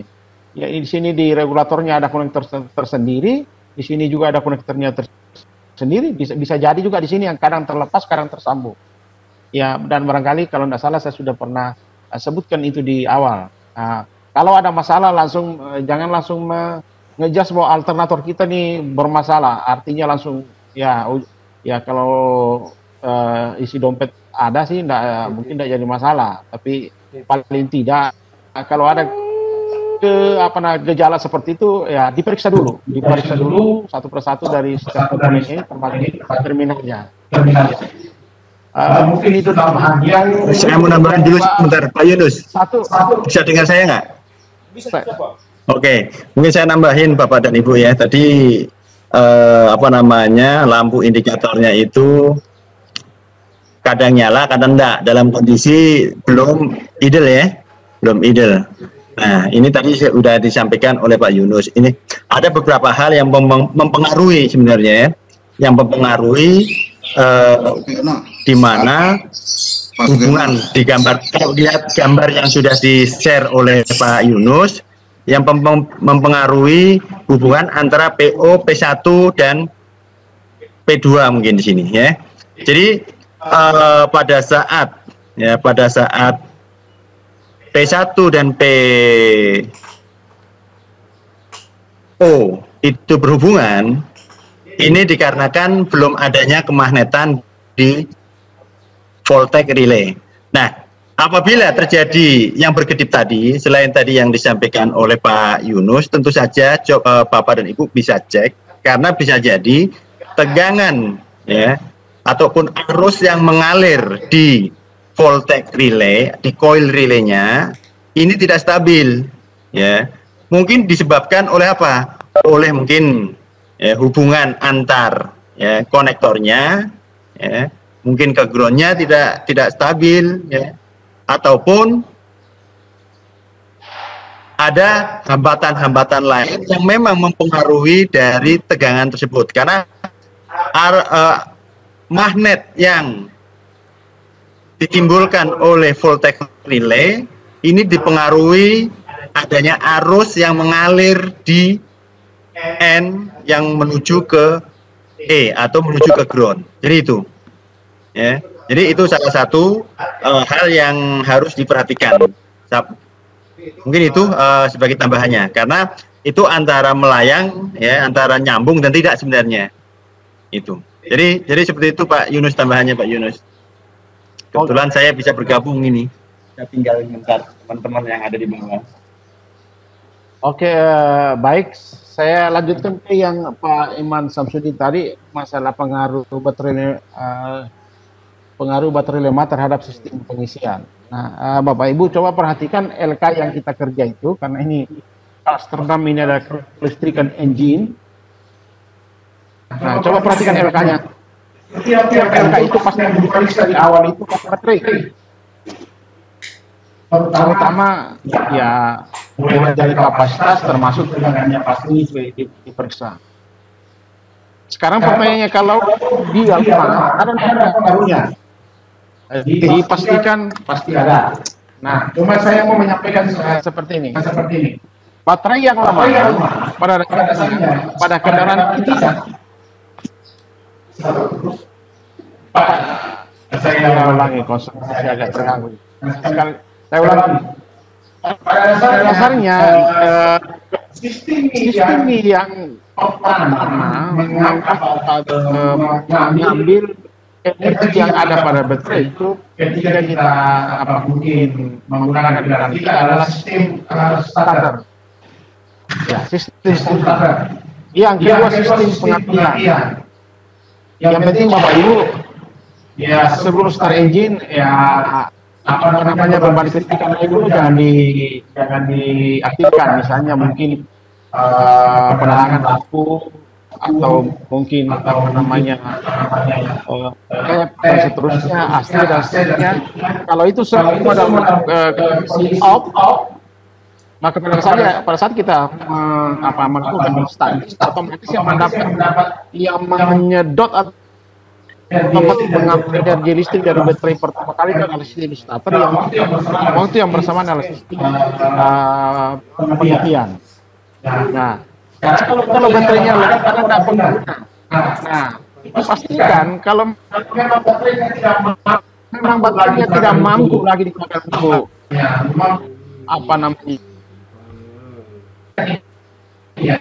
kita, ya pasti bermasalah. Kalau baterai kita lemah, pada saat switch ini kita on kan, pada dasarnya kan betul yang disampaikan Pak Langsung itu harus itu pasti sampai di rotor itu. Dan sudah ada kemagnetan di sini. Yang kedua harus juga itu sudah masuk ke lampu indikator. Nah itu untuk on. Berikutnya, apa nggak bisa di start? Kalau bisa di start dan memang engine bisa hidup, ya pasti sistem pengisian itu akan berjalan secara normal dengan bahwa semua komponen yang ada pada sistem pengisian itu semua dalam kondisi normal juga. Mungkin itu yang terakhir dari saya.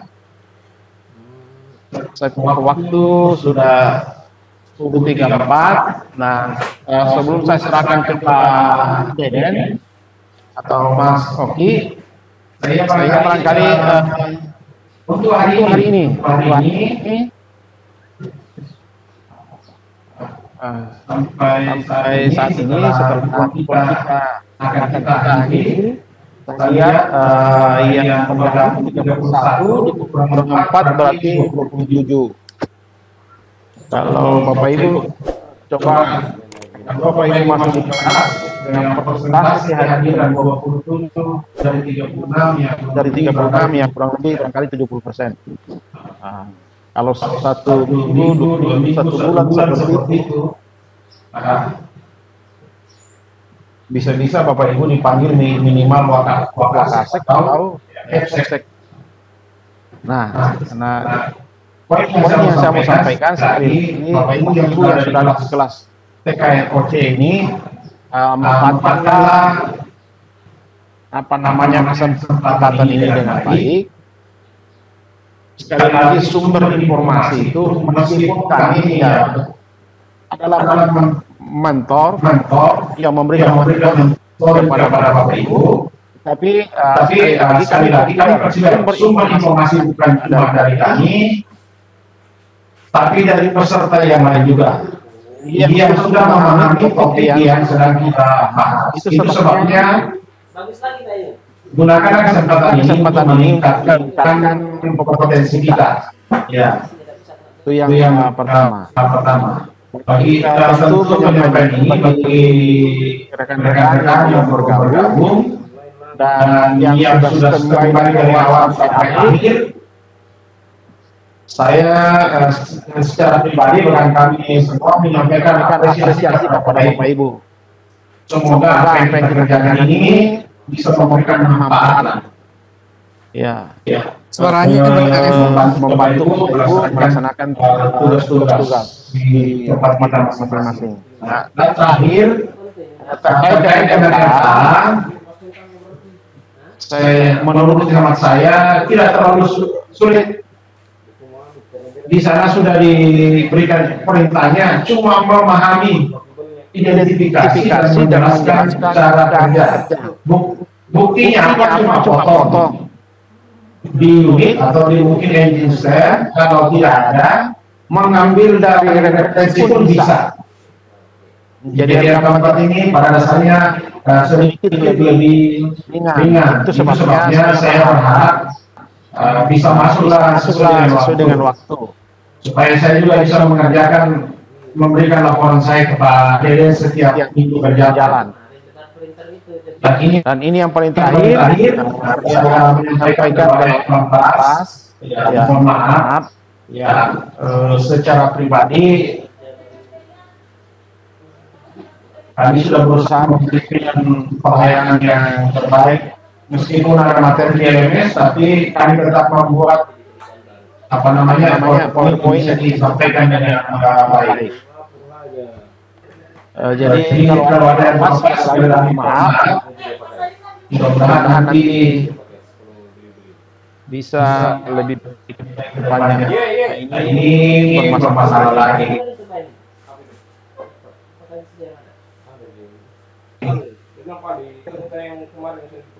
Sedikit dari saya, sampai ketemu di video berikutnya tentang jaga kesehatan. Saya bisa menjelaskan dengan baik. Demikian, terima kasih. Saya sampaikan kepada Pak Deden. Kalau berminat bawang nih. Halo Pak Deden, di kantor. Pak Heri. Suara saya juga tadi sudah tidak dengar. Kita apakah mau bawang di rumahnya? Ada orang tua kemarin datang jual. Tawar saya enggak, saya tidak. Suara enggak kedengaran, Pak.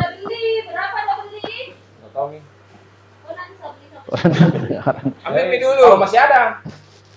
Kalau masih ada, Saya pikir dari saya cukup. Silakan Pak Deden. ambil mie dulu. Silakan Pak Deden yang mau disampaikan.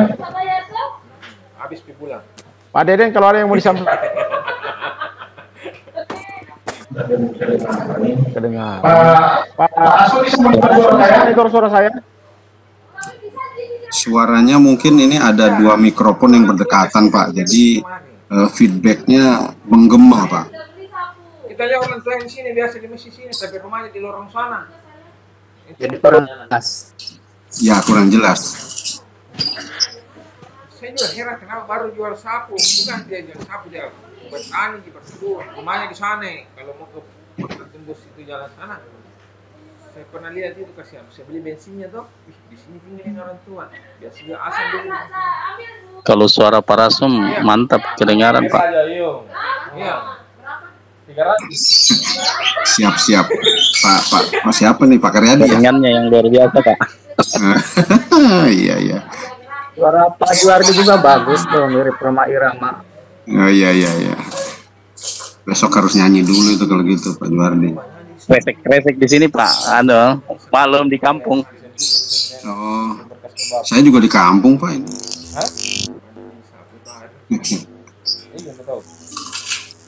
Assalamualaikum. Pak Rasim itu lagi di sekolah. Iya di rumah Pak. Di rumah lagi PJJ. Nanti setelah ini langsung saya transfer ke anak-anak ilmunya. Sama KTP tak?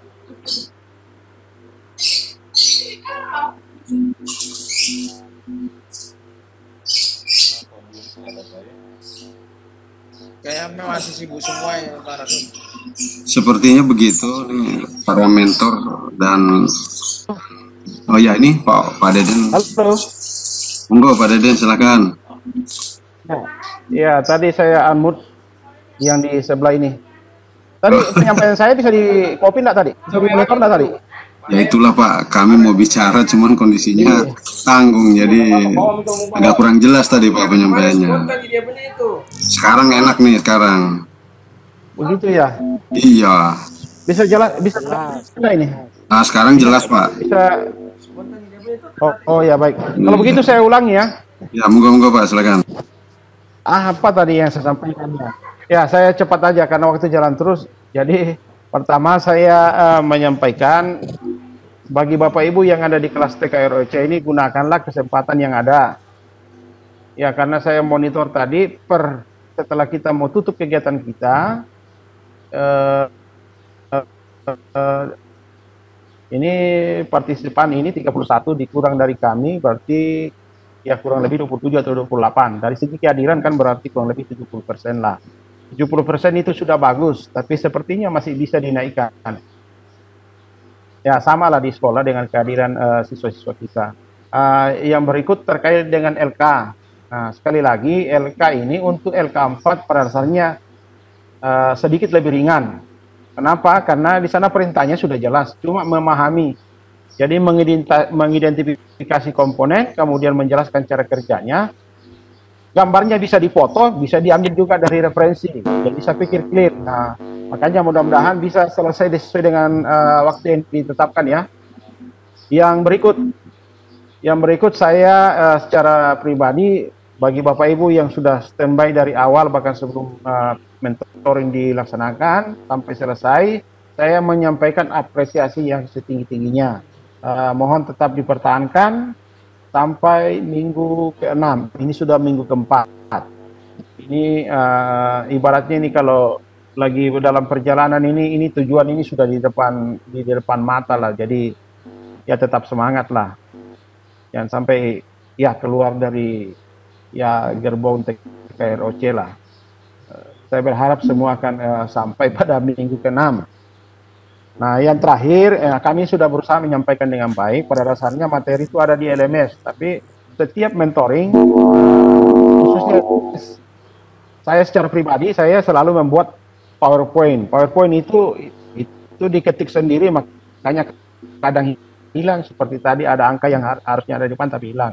Itu karena diketik ulang, kemudian dicarikan model yang gimana lah kira-kira supaya bagus. Dan itu biasa satu slide saja memakan waktu yang cukup ya ada waktu, kita harus menyiapkan waktu khusus lah. Tapi ya kami tetap lakukan itu supaya materi itu bisa tersampaikan dengan baik. Nah, jadi itu tentu menjadi tanggung jawab kami. Nah, sekali lagi saya pribadi bahkan kami menyampaikan terima kasih, apresiasi kepada Bapak Ibu yang sudah mengikuti dengan baik.